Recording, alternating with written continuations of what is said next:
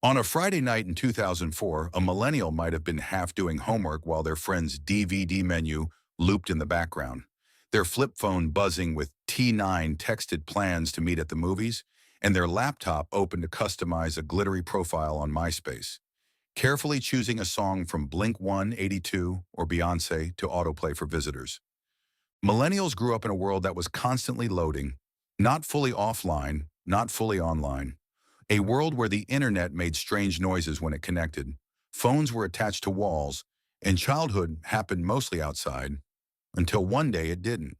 Born roughly between the early 1980s and the mid-1990s, millennials are the generation that remembers life before everything was digital, and then watched everything become digital in real time. Their story isn't about one era, it's about living through a transition that changed how people connect, work, love, and see themselves. Chapter 2. Home, Parents, and the Promise of You Can Be Anything. Millennial childhood often came with a very specific message from parents. You can be anything you want. Parents wanted better lives for their kids, more opportunity, more stability, more happiness. Many millennials were raised with encouragement, praise, and big expectations. Homework mattered, grades mattered. College was discussed early, sometimes before kids fully understood what it meant. Parents helped with school projects, signed permission slips, and tried to be involved, sometimes hovering just a little. There was structure, but also warmth. Millennials grew up hearing that effort would pay off, that following the rules would lead somewhere good. And for a while it seemed true. Chapter 3. Neighborhoods, Play, and Early Freedom.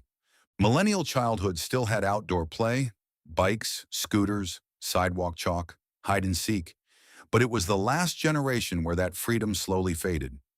You played outside, but not as long as Gen X. There were rules now. Check-in times, helmets, schedules. Friends lived nearby, but play dates were often planned by parents. You still knocked on doors, but sometimes you had to ask first. Childhood was fun, just a little more supervised. And then slowly, screens started calling everyone indoors. Chapter 4. School Days, Gold Stars, and Group Projects. School for millennials was full of encouragement. Gold stars, smiley faces, participation trophies. Teachers talked about teamwork, sharing, and self-expression. Group projects were common, and creativity was rewarded alongside test scores. There were computer labs now, big boxy computers where you learned typing games and basic internet searches. Research meant encyclopedias and early websites, printed out and stapled together. School felt safe, structured, predictable, and many millennials learned early that approval from teachers, parents, and peers mattered a lot. Chapter 5. After school, TV, snacks, and early internet. After school meant cartoons, cereal straight from the box, and doing homework with the TV on in the background. Shows had schedules. If you missed an episode, it was gone. That made watching feel special. Then came the computer, family computer, usually in the living room. You waited your turn, you logged in carefully. The internet wasn't endless. It was slow, mysterious, and exciting. Chat rooms, early games, customizing profiles, learning without realizing it how to communicate digitally. This was new territory, and millennials were the first kids to explore it. Chapter 6. Friendships, sleepovers, and shared moments. Friendships were built face-to-face. Sleepovers, inside jokes, passing notes in class. You called your friend's house phone and hoped their parents weren't the ones who answered. As millennials grew older, texting appeared, slow, button-based texting, where every message took effort. Conversations were thoughtful, short, and intentional. Social life still happened mostly in person, but digital cracks were forming. New ways to connect, new ways to compare. Chapter 7. Music, Movies, and Identity. Music mattered deeply. CDs were saved for, burned, shared. Songs were tied to moments, bus rides, breakups, late-night listening sessions with headphones on. Movies were experiences, trips to rental stores, browsing aisles, hoping your choice was still available. Watching together mattered more than watching perfectly. Music and media helped millennials figure out who they were, what they liked, where they fit.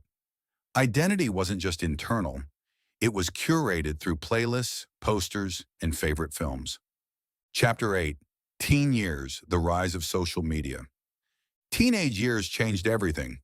Suddenly, social life didn't end when you went home.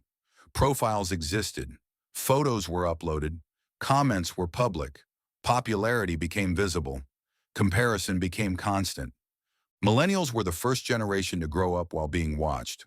Likes, comments, friend counts, numbers that quietly shape self-worth. There was excitement, creativity, connection, and pressure. Mistakes didn't disappear. Embarrassing moments could live forever, and no one had a guidebook for this. Chapter 9, Big Dreams Meet Reality. Millennials entered adulthood with big dreams and careful plans, and then reality hit differently than expected.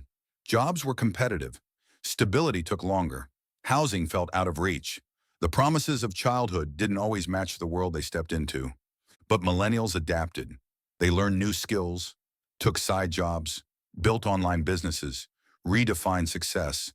They became flexible, creative, and resourceful, not because they wanted to, but because they had to. Chapter 10, Relationships, Burnout, and Redefining Success. Millennials care deeply about work, relationships, mental health, fairness. Sometimes too deeply. Burnout became common.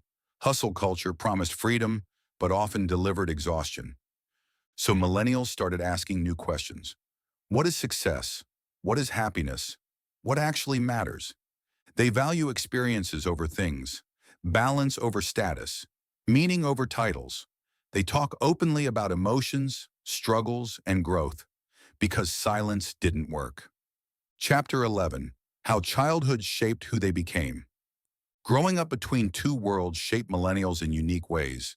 They are adaptable because change was constant, empathetic because connection mattered, anxious because expectations were high, creative because they learned to express themselves early. They remember freedom, but also structure, simplicity, but also speed, and that mix lives inside them every day. What about today? Millennials aren't lost. They're evolving, still learning, still adapting, still bridging the gap between how things were and how they are. They grew up during a turning point in history, and they're still figuring out what it means. But one thing is clear. Their story isn't about being fragile or entitled. It's about being the first to grow up online and the last to remember life before it. Thank you for watching. Please subscribe, like for more, and drop a comment for feedback.